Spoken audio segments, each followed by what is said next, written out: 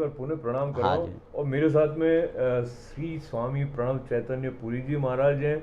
आप परमार्थ साधक संघ के अध्यक्ष हैं। आप महामंडलेश्वर जी हैं, अभी न्यूयॉर्क में आप पधारे हैं। तो ये मेरा सौभाग्य हुआ कि आपके साथ में मैं कुछ ऐसे सवाल उठा सकता हूँ जो कि सामान्यतया है, जब महामंडलेश्वर जी पद पर आसीन हैं तो उनके पास इस तरह आप निसंकोच होकर वो पूछ नहीं सकते। ये स्वतंत्रता देने के लिए मैं उनका आभार व्यक्त करते हुए, आपका जो प्रथम ग्रंथ प्रकाशित हुआ था ओंकार नाम से, 2001 की बात हो गई। और आपके नाम में भी प्रणव है, तो ये ओंकार और प्रणव दोनों ही है जो मूल के साथ जुड़े हुए हैं। त्याग जो है वो एक साधना है, एक प्रैक्टिस, अनुशीलन है। तो शुरू करते हैं और वो धीरे धीरे इंक्रीज होकर के अंततः सर्वत्याग में पहुंचता है। त्याग की बहुत सारी सीढ़ियाँ होती हैं। एक महात्मा ने बड़ी सुंदर बताया था कि देखो, हम लोग जब इस संसार में आते हैं तो त्यागी बन के आते हैं, कुछ भी लेके नहीं आते। यहाँ तक कि शरीर में एक वस्त्रखंड भी नहीं होता, तो रियल त्यागी बन के आते हैं। और यहाँ से जब जाते हैं तो महात्यागी बन के जाते हैं। तो मैंने पूछा कि महा शब्द क्यों लगा दिया फिर? बोले कि कम से कम आते समय एक शरीर लेकर के आप आए थे, जाते समय जो कुछ आपने कमाया वो भी छोड़ेंगे और इसको भी छोड़ेंगे, तो महात्यागी बन के जाते हैं। तो देखो, तो हमारा नेचर, रियल नेचर त्यागी है, हर प्राणी। अब बीच में खटर पटर चलता है, ठीक है ना। तो इसके लिए जो हैं हमारे वेदांत शास्त्र, वेदांत में उपनिषद भी हैं, गीता जी भी हैं, ब्रह्मसूत्र, और हमारे सारे जो हिंदू शास्त्र वेदांत के अंतर्गत आता है। असल में वेदांत का ही एक विस्तार है। तो उन्होंने कहा कि आपको जो है प्रथम त्याग का अभ्यास करना चाहिए। सेवा भाव से आप कर्म करो, अर्थात फलासक्ति, फलाना ये भोग मुझे चाहिए इसलिए मैं आपसे काम कर रहा हूँ, ये जो है मनुष्य को बंधन में डालता है। तो फलासक्ति का त्याग करके सेवा बुद्धि से कर्म करो, यहाँ से त्याग की प्रैक्टिस शुरू होती है। और फिर धीरे धीरे जो अहम मम भाव है, जैसे हम अपने फैमिली से जुड़े रहते हैं कि ये मेरे हैं, मैं इनका हूँ, लेकिन ये तो अभी का आर्टिफिशियल है, थोड़ी देर के लिए है, इस एपिसोड के लिए है, ठीक है ना। तो हमारा असली अपना अपना कौन है सचमुच? वो अपने सच में वाले अपने के पास जाने से पहले जो आपने 2-3 बिंदु बताए, मैं उसकी थोड़ी और गहराई में, ताकि हमारी पकड़ में भी आए। हाँ। जैसे आपने कहा कि फलाशक्ति का त्याग करके सेवा बुद्धि से कार्य करना है, तो ये इसमें दो बातें हो गई। तो पहले हम फलाशक्ति के त्याग के बारे में थोड़ा और आपसे समझें, क्योंकि हम जब बड़े हो रहे होते हैं तो इवन जो प्रोफेशनल काम कर रहा है या पढ़ रहा है, तो उसके अंदर ये फल की आसक्ति है कि भाई मेरे फर्स्ट डिवीजन आना है, या इतने परसेंट आएंगे, या मैं इस कंपटीशन में भाग ले रहा हूँ, मैं पास होऊंगा तो मेरा मेडिकल में या जहाँ भी एडमिशन हो जाएगा, या मेरे को इतनी सैलरी मिलनी चाहिए, मेरा अगर सैलरी में इंक्रीमेंट नहीं हुआ या मेरे को प्रमोशन नहीं मिला। तो ये जो बात मैं कह रहा हूँ सिर्फ ये इस दृष्टि से कि ये फलाशक्ति तो हमारे जीवन जीने की शैली का मुख्य आधार है। अब आप कह रहे हो कि फलाशक्ति छोड़ो, तो हमको सुनते वक्त आपसे वापस नहीं भी कहेंगे तो हमको लगेंगे कि इनके लिए ठीक है, ये मेरे लिए तो व्यावहारिक नहीं है। बहुत बढ़िया प्रश्न किया असल में आपने। तो इसको समझने के लिए असल में समझना चाहिए, सबसे जो फंडामेंटल क्वेश्चंस है वो है पर्पस ऑफ लाइफ क्या है। एब्सोल्युटली। तो उसका जब विचार करते हैं तो एक बिंदु पर तो पूरे मनुष्य, सारे आस्तिक नास्तिक, बिलीवर नॉन बिलीवर, सब सहमत है कि मनुष्य सुख चाहता है, दुख नहीं चाहता है। लेकिन सुख कहाँ है, कैसे हैं, वो कैसे मिले, इसमें मतभेद होता है। तो हमारे वेदांत शास्त्र के अनुसार इसमें 3 प्रकार के मनुष्य हो जाते हैं। कुछ मनुष्य समझते हैं कि इहलौकिक जो सुख है, इहलौकिक सुख में क्या आता है? पुत्रैषणा, अच्छी फैमिली हो उसका जो सुख, वित्तैषणा, बहुत धन संपत्तियां हो, लोकैषणा, पावर, पद, ये हो तो हम सेटिस्फाइड हो जाएंगे। तो इहलौकिक माने संसार के इस जीवन में ही हमें सुख प्राप्त है, उसके आगे का किसने देखा?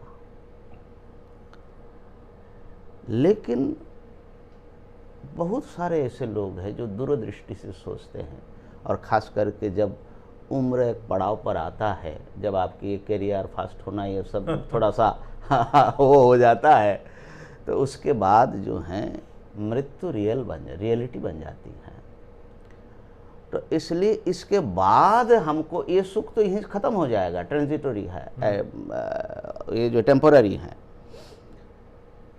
तो सारे रिलीजियन आपको इसमें कन्विंस्ड करने की कोशिश करते हैं कि भाई हमारे बिलीफ सिस्टम में चलो, हमारे बुक, हमारे प्रॉफिट, हमारे गॉड और उस वर्शिप सिस्टम में चलो, तो तुम्हारे मरने के बाद हाँ वो जो है इटर्नल हेवन में पहुंच जाओगे। और डराते भी है, अगर ऐसा नहीं करोगे तो इटर्नल हेल में जलोगे। तो सारे रिलीजियन जो हैं पारलौकिक सुख की बात करता है, तो वो गोल होना चाहिए। लेकिन एकमात्र हिंदू धर्म इस दुनिया में ऐसा है, कम से कम मुझे मालूम पड़ा। और हिंदू धर्म की बात जब करते हैं तो बौद्ध, जैन, सिख माने इंडिक फैमिली जो है उसकी पूरी की बात कर रहा हूँ, क्योंकि सारे वो कंसेप्ट उन्हीं से आया, हिंदू से। तो वो कहते हैं कि स्वर्ग सुख भी स्थायी नहीं है, क्षीणे पुण्य मर्त्य लोकम विशंति, वो भी टेम्पररी हैं। और दूसरी बात है कि तुम जो भी बाहरी सुख पर तुम जब तक डिपेंडेंट रहोगे तब तक तो तुम गुलाम ही हो, तुम परतंत्र हो। इसलिए विवेकानंद जी ने कहीं कहा था अपने भाषण में कि जो स्वर्ग में भी तुम चले जाओ लेकिन आखिर तुम रहोगे प्रकृति के गुलाम, स्लेव ऑफ नेचर। तो उससे जो है मानवात्मा संतुष्ट नहीं हो सकती है। इसलिए गीता और वेदांत ये कहता है कि बाहरी विषयों में जो सुख ढूंढता है वो तो भटकता रहता है, लेकिन जो अपनी आत्मा में सुख पा जाता है वो अक्षय सुख है। स्वामी, ये बातें शाखा की तरह निकलती है, तो बहुत सारे प्रश्न में से एक प्रश्न जो है वो मुझे लगता है प्रासंगिक इस दृष्टि से हो जाता है, जब हम इस बात को पूरी तरह नहीं समझते हैं तो हमें लगता है कि ये कहीं ना कहीं हमें पलायनवादी बना देती है। इसको मैं थोड़ा स्पष्ट करता हूँ, मैं ऐसा क्यों कह रहा हूँ। मैं अपने आत्मोत्थान के बारे में सोचते समय, अभ्यास करते समय, समाज का क्या हो रहा है, मेरी परंपरा के साथ जुड़े हुए जो समूह के लोग हैं उनका क्या हो रहा है, उनके प्रति मेरा क्या उत्तरदायित्व है, वो हालांकि हम वो 3 जो ऋण की बात अपने ग्रंथों में पढ़ते हैं वो हमारे जीवन में ऐसे उसकी समझ है नहीं कि ऋषि ऋण, देव ऋण, वो पितृ ऋण, ये सब जो आते हैं। प्रश्न मेरा ये है कि ये पलायन तो नहीं हो जाता है हमारा जो समाज के प्रति उत्तरदायित्व है या अपनी परंपरा के प्रति उत्तरदायित्व है उसको लेकर। और मुझे थोड़ा और समय आपसे ये स्पष्ट करने के लिए कि जब आप ऐतिहासिक दृष्टि से देखेंगे तो जहाँ जहाँ सनातन मूल्यों का प्रचार प्रसार या उपस्थिति थी वो धीरे धीरे सिमटता गया। तो क्या इसके पीछे भी ऐसा तो नहीं है कि हमने उसको ठीक से समझा नहीं? तो इसमें यह है, तो मैं जो बताना चाह रहा था कि पर्पस ऑफ लाइफ क्या है जी। हर एक इंडिविजुअल क्या पाना चाहता है। तो देखोगे कि वो ऐसे सुख के तलाश में हैं जो अनकंडीशनल हो, इटर्नल हो, और जिससे श्रेष्ठ कोई न हो। उस अनंत सुख का ही नाम ब्रह्म या परमात्मा है, ठीक है ना। तो हम सब चाहते हुए हैं जाने अनजाने में। अब प्रश्न हुआ कि वो जिनके दिमाग में एकदम क्लियर हो गया कि हमारा पर्पस ऑफ लाइफ क्या है, तो उनके लिए तो रास्ता थोड़े आसान हो जाएगा। ठीक बात। और जिनका नहीं हुआ वो इधर उधर भटकते भटकते, और हम तो मानते हैं कि भाई ये जन्म कोई फर्स्ट एंड लास्ट नहीं है, जर्नी जारी रहती है, तो कभी ना कभी किसी ना किसी जन्म में आपको जो है यही समझना है कि आखिर जिसको आप बाहर ढूंढ रहे थे वो मेरे भीतर ही है। तो इसके लिए, इस क्लैरिटी को प्राप्त करने के लिए आपको एक धर्म का जीवन जीना चाहिए, ठीक है ना। तो इसलिए पूरे वेदार्थ या गीता का समग्र अर्थ देखो तो 2 शब्द में आता है। धर्म, वेद का 2 भाग है, आप जानते हैं, कर्मकांड और ज्ञानकांड। कर्मकांड का सार एक शब्द में कहे तो धर्मम चर, और ज्ञानकांड का सार है अथा तो ब्रह्म जिज्ञासा, ब्रह्म को जानो। ब्रह्म माने वो इटर्नल, पूर्ण। तो धर्म के पथ पर चलते हुए ब्रह्म को प्राप्त करो, ये तो आपका गोल है। अब रही बात कि जैसे आपने कहा कि हमको करियर है, ये हैं वो हैं, तो उसके लिए बीच में 2 पुरुषार्थ हमारे यहाँ और रखा है। पुरुषार्थ का मतलब होता है कि इंसान जो चाहते हैं, तो धर्म, अर्थ, काम, मोक्ष। तो धर्म माने सही जीवन, अर्थ धन संपदा है, काम माने एंजॉयमेंट। तो अर्थ और काम को धर्म की मर्यादा में रखना है, और धीरे धीरे धीरे धीरे उनका खाली ऐसी स्थिति में आएगी कि वो जितना जीवन के लिए आवश्यक है उतना ही हमको चाहिए। हमारा पर्पस, हमारा गोल अर्थ काम नहीं है, हमारा गोल मोक्ष है। तो ये समझने से तो त्याग एक बाई प्रैक्टिस। अब पहले कर्मयोग वाली बात जो आई थी कि फलाशक्ति छोड़ना है, तो फल का मतलब है कि जिसने जिंदगी का लक्ष्य भोग माना, तो वो तो फलाशक्ति छोड़ने की बात ही नहीं है उसके लिए। लेकिन जिसने समझा कि जीवन का मूल पर्पस, अल्टीमेट पर्पस जो है मोक्ष है, परमात्मा है, वो सोचेगा तो फिर अपने को प्यूरिफाई करने की कोशिश करेगा। पहले में जो अभी आप बात मोक्ष जीवन के लक्ष्य के संदर्भ से कर रहे थे, तो जब किसी का जीवन लक्ष्य मोक्ष है तो वो कुछ भी क्यों करता है, ये हमारे मन में आता है, क्योंकि वो तो बहुत स्पष्ट है और ऐसा लगता है भाई मोक्ष प्राप्ति के लिए तो अपने भीतर ही जाना है। तो फिर कुछ भी क्रियाएं, जैसे आप अमेरिका आए तो क्यों आए, या स्वामी विवेकानंद आए तो क्यों आए, या वो सेवा की बात जो है वो उसमें इतने प्रकल्प लेकर बहुत महात्मा सक्रिय रहते हैं तो क्यों रहते हैं, क्या चीज़ है जो उनको प्रेरित करती है, इसके बारे में थोड़ा। अच्छा, पहले तो हम ये बता दें कि मैंने महात्माओं की बात थोड़ा सा अलग रखे, ठीक है। उसमें तो आएंगे। हाँ। लेकिन जो मोक्ष की बात है जी,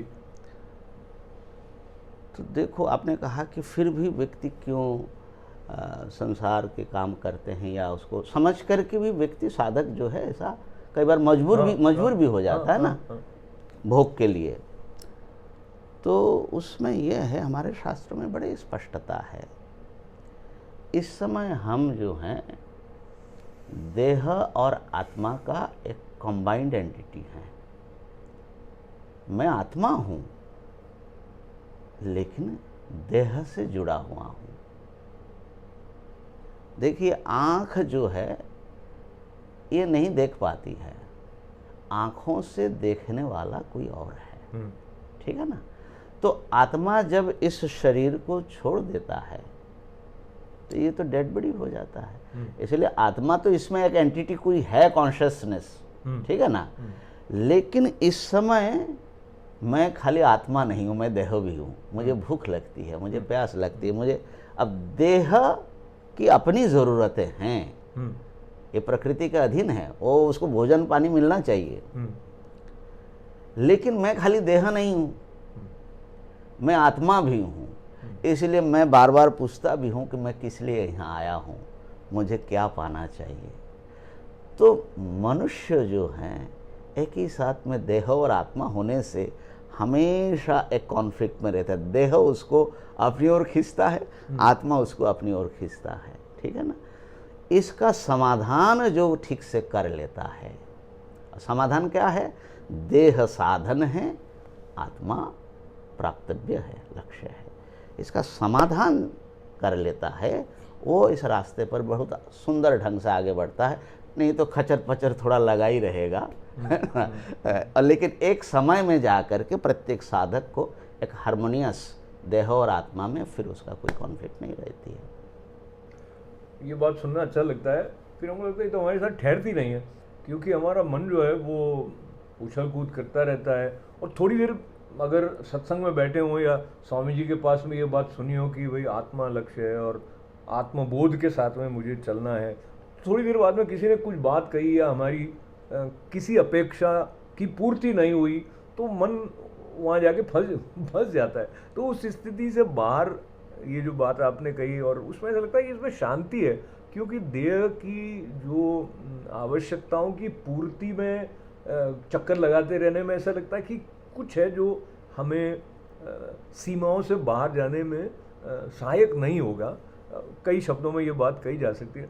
तो अब स्वामी जी, मैं आपके अंतरंग जो स्थल साधना का रहा प्रारंभिक रूप से, तो कोई छटपटाहट रही होगी जिसके कारण आप गेरुआ वस्त्र की तरफ बढ़े होंगे, तो आपको धीरे धीरे लगा कि मैंने सही पथ चुना है उस दृष्टि से? हाँ, बिल्कुल बिल्कुल।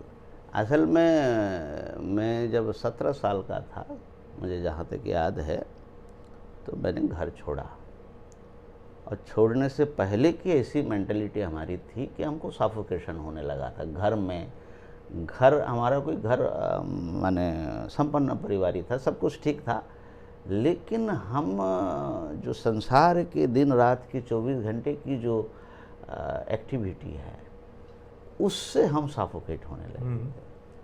हम कुछ सत्संग, हम ऐसा जगह जाना चाहते थे जहाँ पर खाली आत्मा परमात्मा की बातें हो, और ऐसे लोगों के संग में हम रहना चाहते थे, इसलिए हम घर छोड़े हैं। और मैं समझता हूँ कि कभी जो है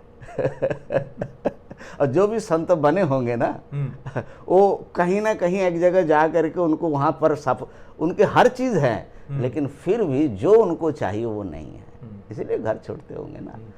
अच्छा, दूसरी बात वो रह जाएगी, इम्पोर्टेंट बात है कि फिर आप पलायन तो नहीं कर जाते, ठीक है ना।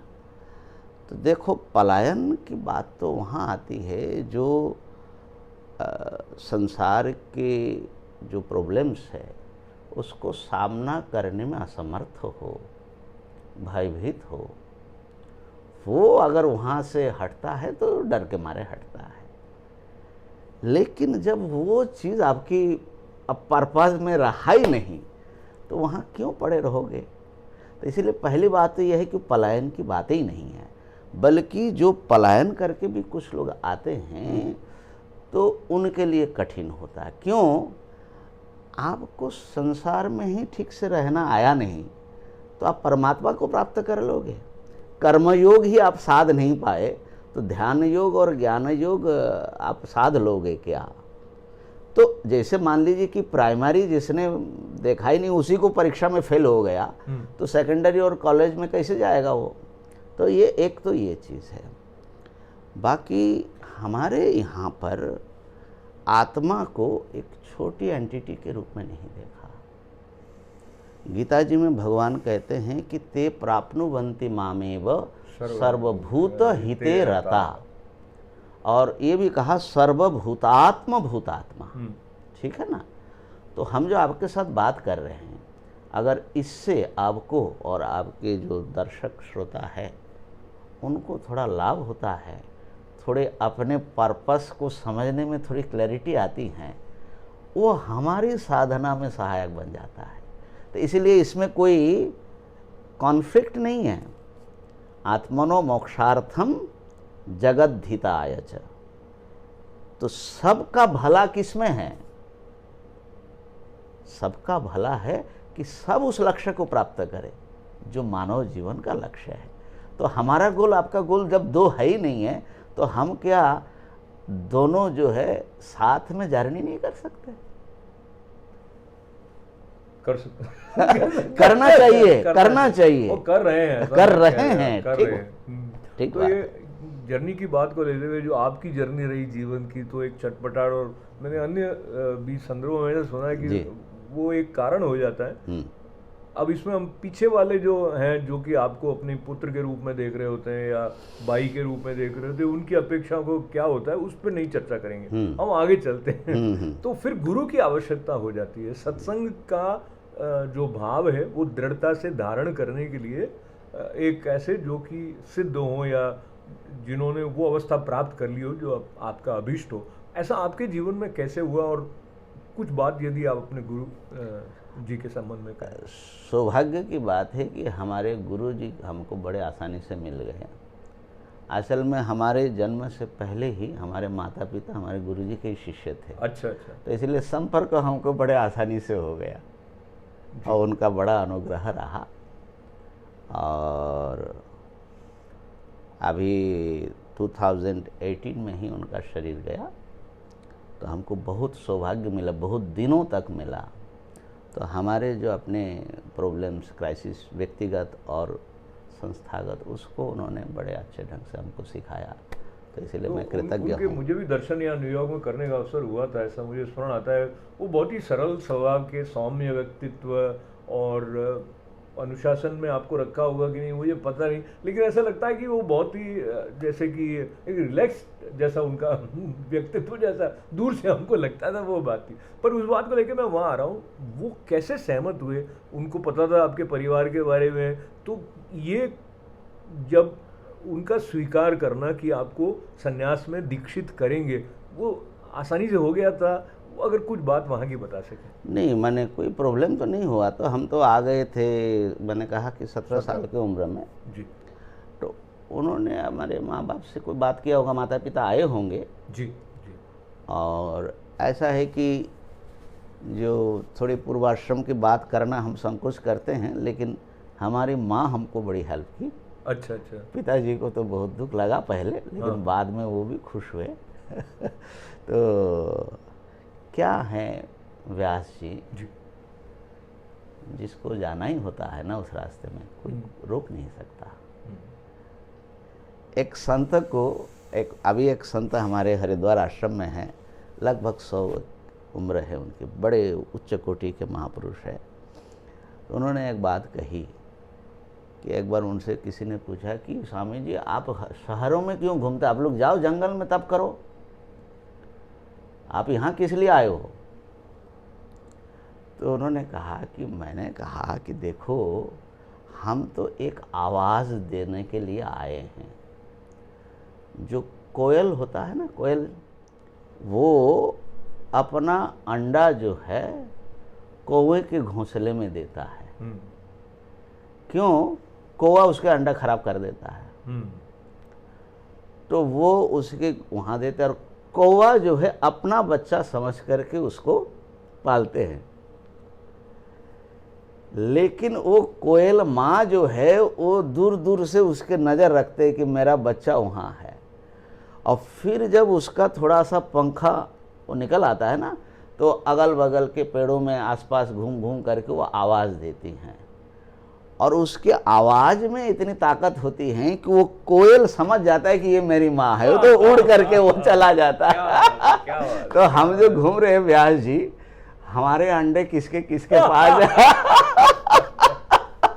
बहुत ही सुंदर है, बहुत सुंदर जी। और जो आपकी यात्रा रही अमेरिका में, आपने वेदांत सोसाइटी में जिस विषय पर संबोधन किया, वो बड़ा ही मुझे लगता है कि हम सबके लिए जानना भी थोड़ा लाभकारी होगा। तो संक्षेप में उसके बारे में।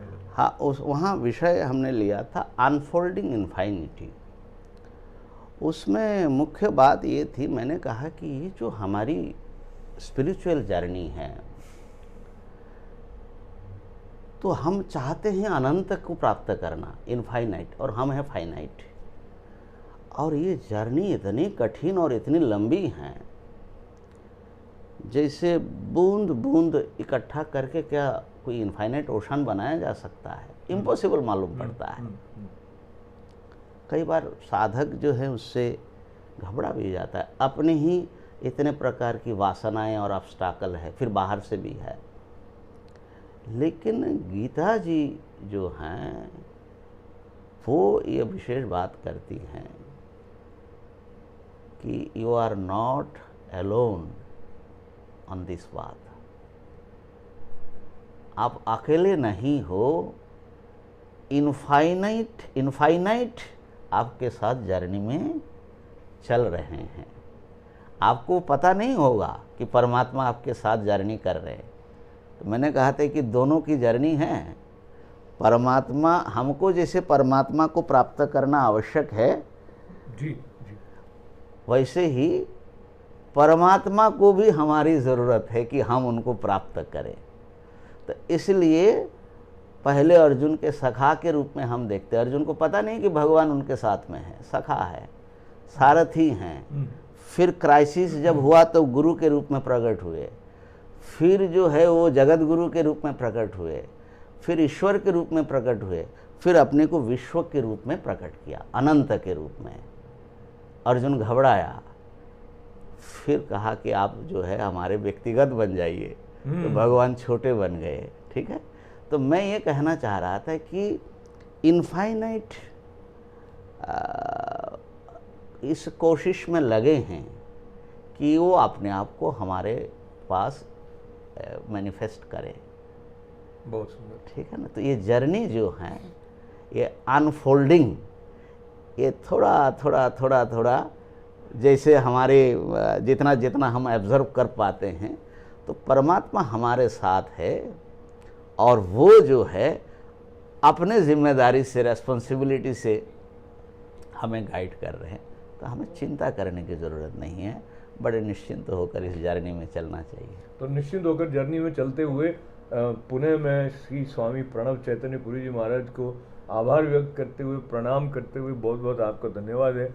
और ये जो अनफोल्डिंग इनफाइनाइट वाली बात और जो कोयल और कौवे वाली बात थी, तो मुझे लगता है कहीं ना कहीं कोई ऐसे सूत्र हैं जो किसी मिस्टीरियस वे में कह दीजिए, मिस्टिकल वे में कह दीजिए, कहाँ जाकर जुड़े जाते हैं पता नहीं लगता है। पर ये जो धीरे धीरे उसके आपके भीतर प्रकाशित होने की बात है, उसको बल मिलता है महापुरुषों के साथ इस तरह के संवाद से। तो मैं बहुत बहुत आपका पुनः पुनः आभार व्यक्त करते हुए हरि ओम तत्सत, हरि ओम तत्सत, हरि ओम तत्सत।